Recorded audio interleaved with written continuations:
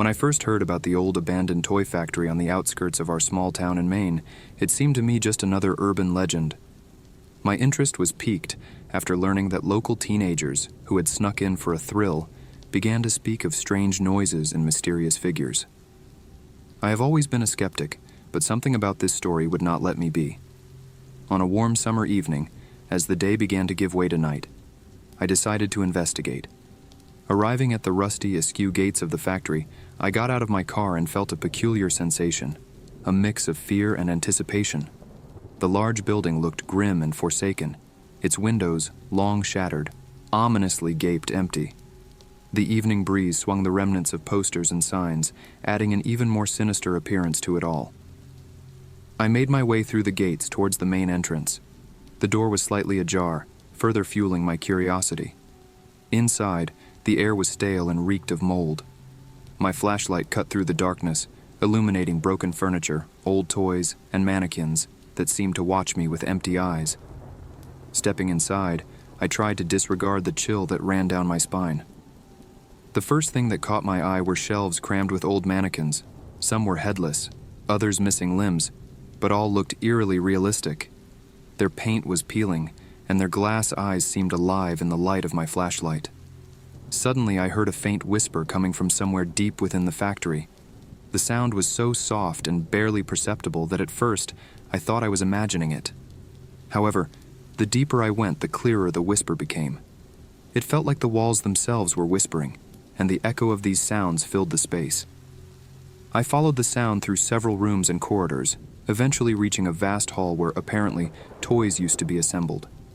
The whisper grew louder, and now I could make out individual words, though they were in a strange, unknown language. In the center of the hall, surrounded by broken toys and furniture, stood several mannequins in much better condition than those I'd seen before. It seemed as if someone had restored them recently. One in particular stood out, a tall figure dressed in an antique suit, with eyes that looked too alive. The whispering intensified, and for a moment I thought the figure was whispering something to me. I froze, unable to look away. My heart beat faster, and I felt something I had never experienced before, pure, primal fear. Suddenly, the mannequin slowly turned its head my way, and I heard a clear, eerie, "Help us." My breath caught, and in the next moment, I bolted from the hall, not looking back. Rushing outside, I turned to see the factory windows flicker in the twilight, and the same whispers cut through the silence, following me even as I got into my car and sped away from that place. Now I knew that everything said about the old factory was true. But why did the mannequins want my help? And what terrible secret lay within the walls of this forsaken building? The continuation of my investigation and the answers to these questions could wait. For now, I needed to leave this sinister place as quickly as possible and try to forget what I had seen, although I knew that would be impossible. After that eerie night at the factory, I couldn't shake the feeling that something was pulling me back. The whispers emanating from the old walls haunted my dreams, and every morning I woke up with the sense that something crucial remained unresolved. A week passed in agonizing contemplation, and I couldn't resist any longer. I had to go back. Gathering my courage, I decided to talk to the local residents, hoping to learn something about the factory's past. In the local library, I found old newspapers and magazines that mentioned the history of the ominous building. It turned out the factory was established in the early 1900s and had long been a source of pride for our town. But in the 1960s, a tragedy occurred that brought its operations to an end. According to rumors, a terrible fire broke out in one of the workshops, taking the lives of several workers, including children who were working there illegally. The fire destroyed much of the building, and the owners decided not to restore it. The factory closed, and since then, the place had been shrouded in rumors and mystical stories. However, none of the newspapers mentioned mannequins or their strange whispers. I knew I had to dig deeper, so I met with George Hudson, a former factory guard. Now an old man, his memory remained sharp. He agreed to meet me at his home on the outskirts of town. George told me that shortly before the factory's closure, strange things started happening. Workers heard whispers, saw moving shadows, and some even claimed the mannequins came to life. At first, no one believed these stories, attributing them to fatigue and stress. But after the fire, the rumors grew even more terrifying. "I saw them," George said, "mannequins moving on their own. It was as if they were trying to say something, stuck between our world and another." His eyes filled with fear as he recalled those days. "They were asking for help, but we didn't know how to assist them. Then the fire happened, and it all ended. Or maybe it just began." These words confirmed my worst fears. Returning home, I felt compelled to go back to the factory. This time I prepared better, taking a flashlight, a camera, and a voice recorder. At night, I once again stood before the old gates, determined to uncover the truth. Entering inside, I noticed the surroundings hadn't changed. The same eerie mannequins, old toys, and decaying furniture. This time, the whispers started almost immediately as I crossed the threshold. It seemed the voices were louder and clearer than the first time. I headed straight for the hall where I had seen the animated mannequin last time. The flashlight beam revealed figures standing in their places. I turned on the voice recorder, hoping to capture the whispers. Stopping in the center of the hall, I asked aloud, "Who are you? What do you want?" The answer came instantly. The whispers intensified and the words became clearer. "Help us. We are here, stuck." I felt like I was becoming part of some sinister ritual. The whispers persisted, and I decided to approach the mannequin in the antique suit. "How can I help you?" I asked. For a moment, there was silence, and then the whispers replied, "Find the diary. It's in the director's office." I knew this was an important clue, and headed to the director's office, which, according to George, was on the second floor. On the way, the whispers guided me through the labyrinth of corridors. Entering the room, I immediately noticed an old, dusty desk. Rummaging through the drawers, I found what I was looking for, a weathered diary bound in leather. Clutching it in my hands, I felt a chill run through my body. Opening the first page, I saw the date, 1959. On this page, it was written, "Today, I heard those whispers again. They are getting louder, and it seems the mannequins are trying to tell me something. I can't ignore it any longer. There must be an explanation."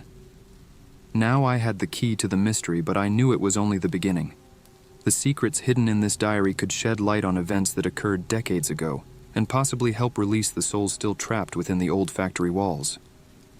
With the diary in my hands, I left the factory and headed home, filled with determination to uncover the truth. I felt that the answer was close, but also understood that it could be too terrifying to comprehend. That night I sat at my desk, immersed in reading the pages of the old diary, trying to understand what had happened at the toy factory more than half a century ago. The records of the factory's director, Richard Savage, turned out to be more disturbing than I had anticipated. He described strange phenomena that occurred at the factory, mannequins that whispered to him at night, shadows that flickered at the edge of his vision, and a constant feeling of some invisible presence.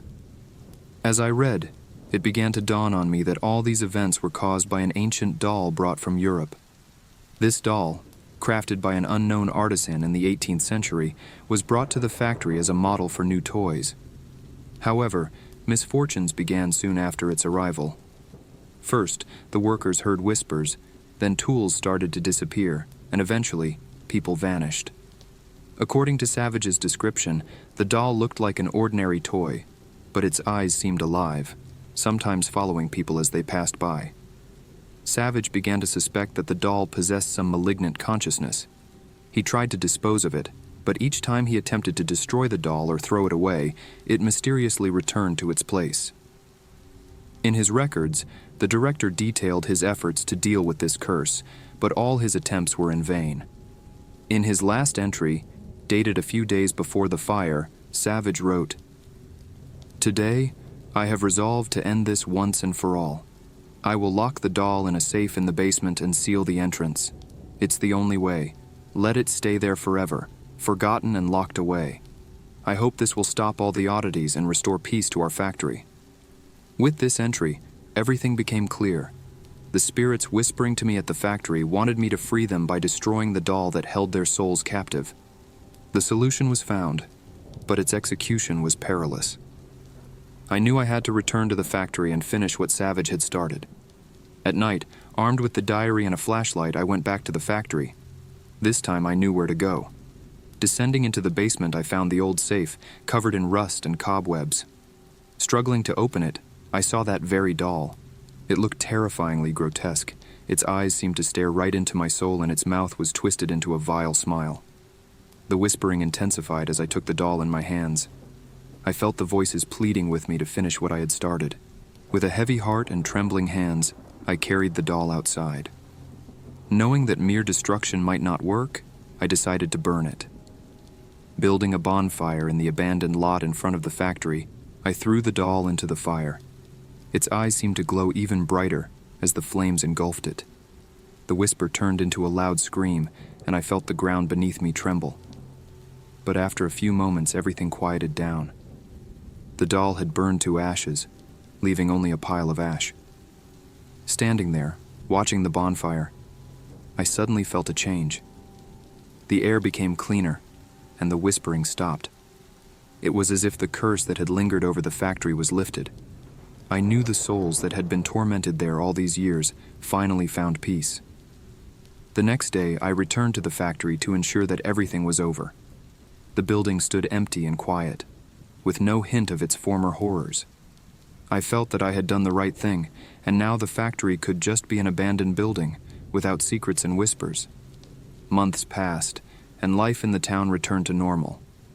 There were plans to demolish the factory to make way for a new park.